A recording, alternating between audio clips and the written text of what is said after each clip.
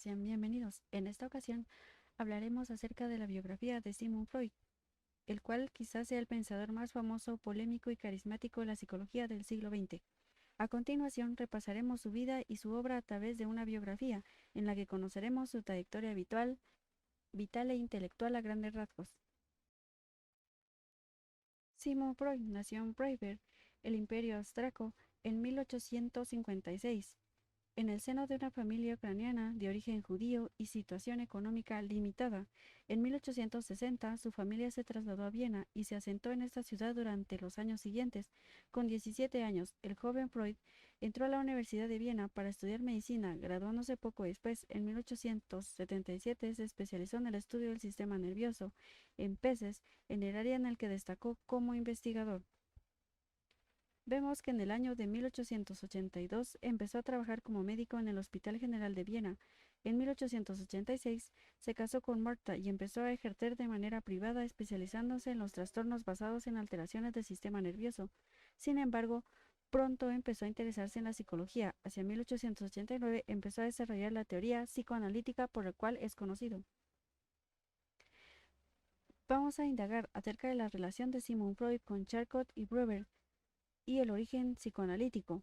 Para ello hay que saber que todo empezó en París, donde Sigmund Freud se encontraba gracias a una beca. Ahí pasó mucho tiempo al lado de Charcot, un famoso neurólogo estudioso del fenómeno hipnótico, y así comienza su interés en la sugestión y el estudio de la histeria. Una vez finalizada la beca, Freud regresó a Viena y compartió las teorías de Charcot con otros médicos, pero todos los rechazaron, salvo Buber, un amigo suyo. Además, Buber tuvo un papel importante en la vida de Freud como figura paterna, aconsejándole en distintos aspectos de la carrera que compartían, apoyándose económicamente para que estableciera su consultorio como médico particular, creando el método catártico y redactando con la obra inaugural de la historia del psicoanálisis. Vemos cuáles son las características principales del psicoanálisis de Freud en las siguientes. Los sueños son una parte muy considerada y tenida en cuenta por Freud, ya que se descubre que a través de ellos también se puede llegar al inconsciente. Tiene en cuenta también los deseos sexuales del ser humano y su desarrollo en esta área, en el cual distinguió tres etapas claramente diferenciadas: la etapa oral, la etapa anal, la etapa fálica.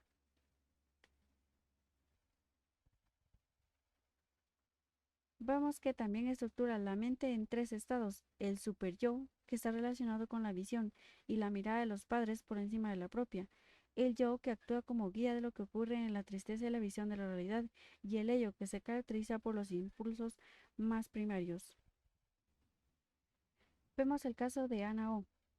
En algún momento lo habrán escuchado, el cual marcó un antes y un después de la carrera del joven Freud. Era una paciente de Weber que sufría histeria, pero ambos se hicieron cargo del problema. La paciente era una joven que en 1880 enfermó cuando tenía cumplido los 21 años. Inesperadamente su padre cayó enfermo y se vio obligada a cuidar de él. Fue tanta su atención hacia el padre que el gran descuido que ella se dio a sí misma le condujo hacia la anemia y debilidad, pero estos problemas, que pronto le postraron en cama, fueron seguidos por malestares aún más alarmantes: parálisis, una grave perturbación del lenguaje y otros síntomas que aparecen tras la muerte de su padre, y por lo que es diagnosticada. Vemos la historia de Brouwer, el cual llegó a la conclusión de que la paciente que mostraba los síntomas de la histeria no tenían dolencias físicas, sino que en realidad sus síntomas eran el resultado de la acción permanente de ciertas experiencias traumáticas del pasado y que se habían reprimido, aunque no olvidó, y además que al librar dichos pensamientos reprimidos, exteriorizándolos y aceptándolos de manera consciente, los síntomas desaparecerían. En un principio, Weber no hizo públicos sus descubrimientos, pero los compartió con Freud.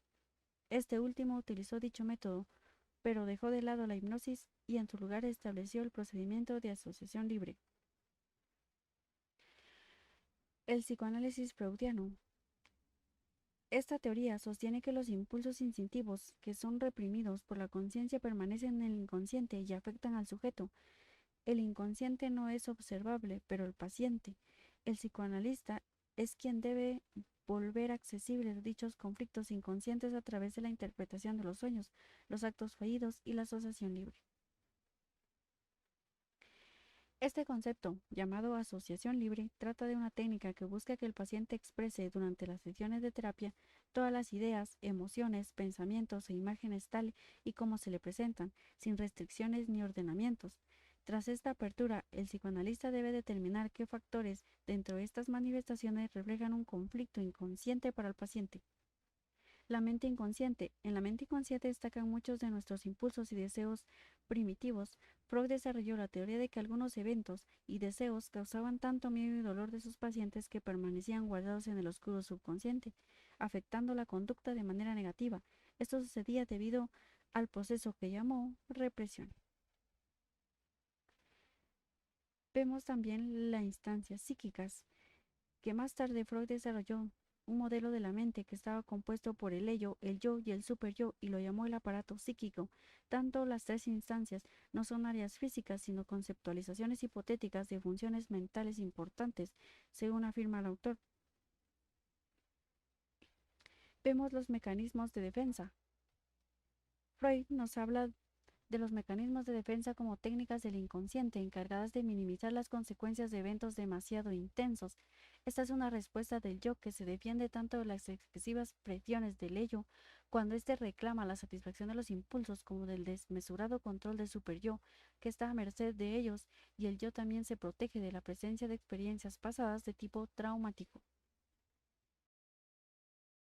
Vemos los estadios de la teoría de Freud, en la época en que el autor de la teoría psicosexual vivió y en la que era habitual la fuente de represión de los deseos sexuales, sobre todo en el sexo femenino.